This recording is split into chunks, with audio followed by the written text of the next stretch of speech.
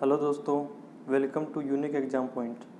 दोस्तों, आज हम डिस्कस करेंगे 11 मई से रिलेटेड सभी इम्पोर्टेंट करंट अफेयर्स। ये इम्पोर्टेंट करंट अफेयर्स सभी प्रतियोगी परीक्षाओं की दृष्टि से महत्वपूर्ण हैं, तो इस वीडियो को ध्यान से देखिएगा और इस वीडियो की PDF फाइल आप हमारे Telegram channel unique exam point से डाउनलोड कर सकते हो, जिसका लिंक मैंने डिस्क्रिप्शन में दिया है। तो दोस्तों, स्वामी विवेकानंद ने कहा था कि you are the creator of your own destiny. इसका मतलब कि तुम ही अपने भाग्य का निर्माण खुद करते हो। इसलिए पढ़िए, मेहनत करिए और आगे बढ़िए। तो आज के करंट अफेयर्स के सेशन को बिना देरी के शुरू करते हैं। तो पहला क्वेश्चन है, हाल ही में कौन सा राज्य स्कूली बच्चों को मध्याह्न भोजन उपलब्ध कराने वाला पहला राज्य बन गया है? तो इसका करेक्ट आंसर होगा ऑप्शन सी, मध्य प्रदेश। तो अभी मध्य प्रदेश ने स्कूली बच्चों के लिए मध्याह्न का भोजन उपलब्ध कराने की घोषणा की है और यह ऐसा करने वाला पहला राज्य बन गया है। इसके लिए मध्य प्रदेश सरकार ने प्राथमिक और माध्यमिक स्कूल के लगभग 66 लाख छात्रों के माता पिता के बैंक खाते में 117 करोड़ रुपए ऑनलाइन ट्रांसफ़र किए हैं।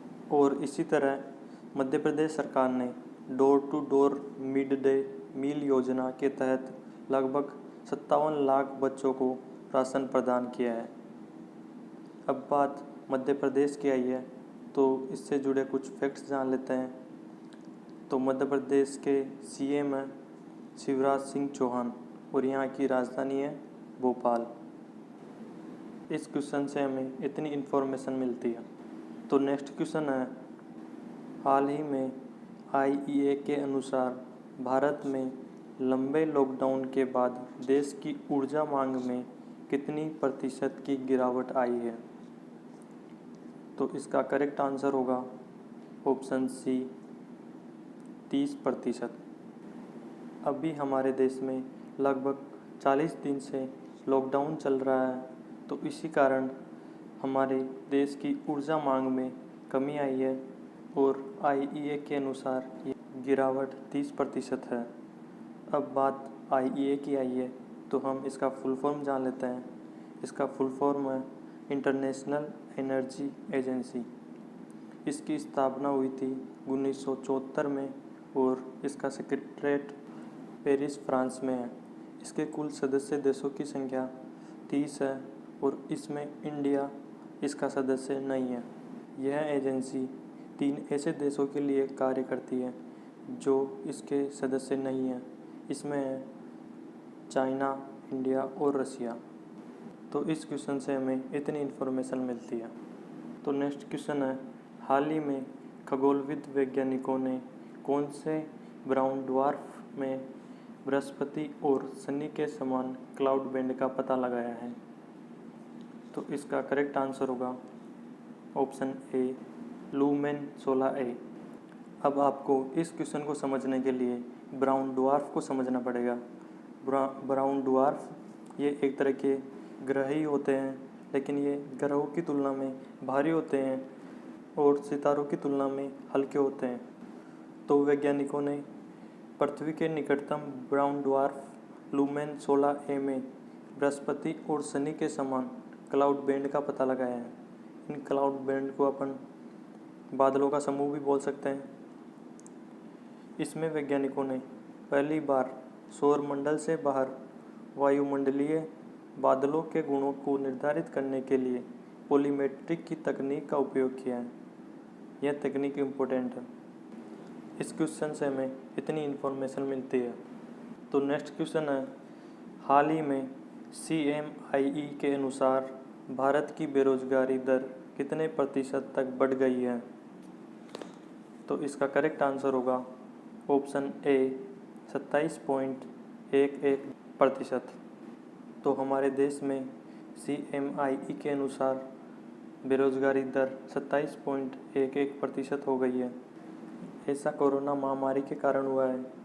महामारी की शुरुआत से पहले भारत देश में बेरोजगारी की दर 7% थी, जो अब बढ़कर 27.11% हो गई है।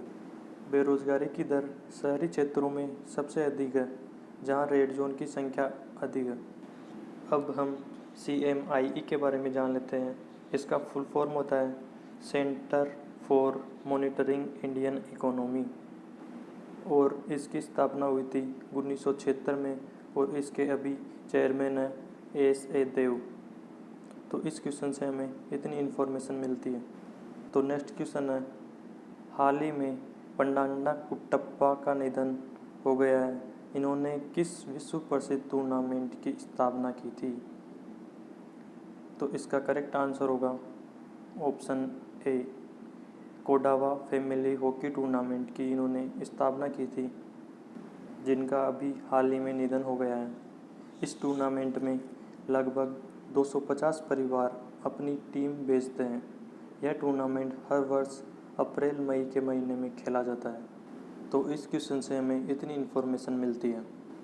नेक्स्ट क्वेश्चन है, हाल ही में नाबार्ड ने देश भर के राज्य सहकारी बैंकों और क्षेत्रीय ग्रामीण बैंकों को कितने करोड़ रुपए दिए हैं? तो इसका करेक्ट आंसर होगा ऑप्शन बी, 12,767 करोड़ रुपए अभी नाबार्ड ने देश के राज्य सहकारी बैंकों और क्षेत्रीय ग्रामीण बैंकों को दिए हैं। और ऐसा लॉकडाउन के दौरान किसानों को लोन देने के लिए बैंकों के संसाधनों को बढ़ाने के लिए किया गया है।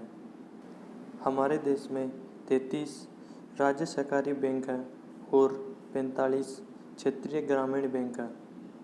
अब बात नाबार्ड की आई है, तो हम इसका फुल फॉर्म जान लेते हैं।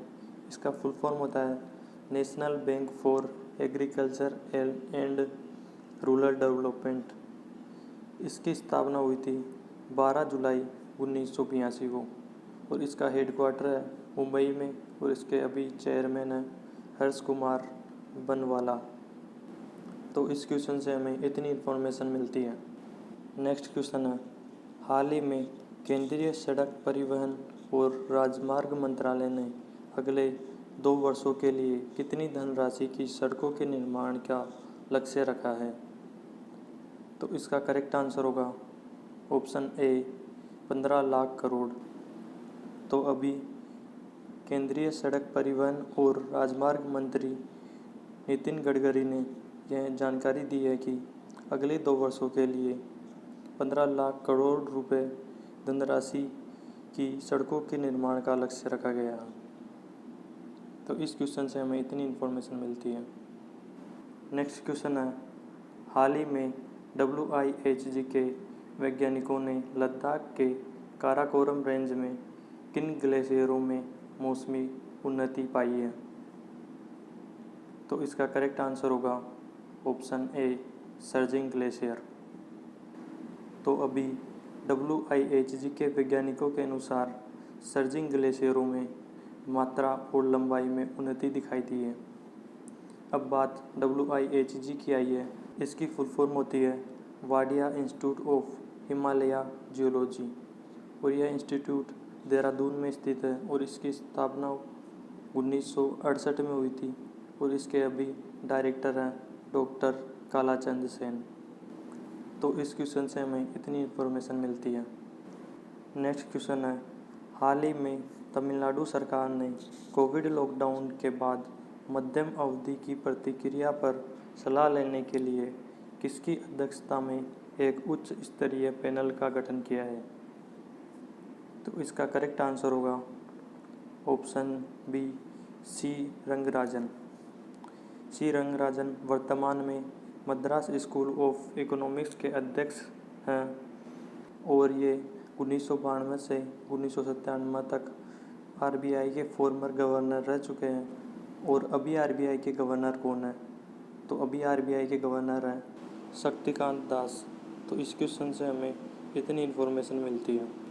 नेक्स्ट क्वेश्चन है, हाल ही में किस संस्था ने चेचक के उन्मूलन की 40वीं वर्षगांठ पर एक स्मारक डाक टिकट जारी किया है? तो इसका करेक्ट आंसर होगा ऑप्शन ए, WHO। अभी WHO और UN की डाक एजेंसी ने चेचक के उन्मूलन की 40वीं वर्षगांठ पर एक स्मारक डाक टिकट जारी किया है। यह स्टाम्प चेचक के खिलाफ लड़ने की वैश्विक एकजुटता को श्रद्धांजलि है और एक साथ काम करने वाले लाखों लोगों को सम्मानित करता है। अब बात WHO की आई है, तो WHO का फुल फॉर्म जान लेते हैं। WHO का फुल फॉर्म होता है वर्ल्ड हेल्थ ऑर्गेनाइजेशन। इसकी स्थापना 7 अप्रैल 1948 को हुई थी और इसका हेडक्वार्टर जेनेवा स्विट्जरलैंड में है और इसके अभी करंट में हेड है टेड्रोस अधानम। तो इस क्वेश्चन से हमें इतनी इन्फॉर्मेशन मिलती है। नेक्स्ट क्वेश्चन है, हाल ही में 9 मई को किस महापुरुष की 480वीं जयंती मनाई गई? तो इसका करेक्ट आंसर होगा ऑप्शन बी, महाराणा प्रताप। अब महाराणा प्रताप के बारे में आप सब जानते हैं, ये एक राजपूत राजा थे जो अपनी वीरता के लिए जाने जाते थे। 9 मई 1540 को जन्मे महाराणा प्रताप मेवाड़ राज्य के 13वें राजपूत शासक थे और इस बहादुर राजा के सम्मान के लिए हर वर्ष 9 मई को इनकी जयंती मनाई जाती है। इनके पिता का नाम राजा उदय सिंह द्वितीय था और इनकी माता का नाम रानी जसवंता बाई था। तो इस क्वेश्चन से हमें इतनी इन्फॉर्मेशन मिलती है और ये था आज का करंट अफेयर्स का वीडियो। यदि यह वीडियो आपको अच्छा लगा हो, हेल्पफुल लगा हो, तो इसे लाइक कीजिए और अपने स्टडी ग्रुप में शेयर कीजिए। और डेली करंट अफेयर्स के वीडियो देखने के लिए हमारे चैनल यूनिक एग्ज़ाम पॉइंट को सब्सक्राइब कीजिए। Thanks for watching unique exam point.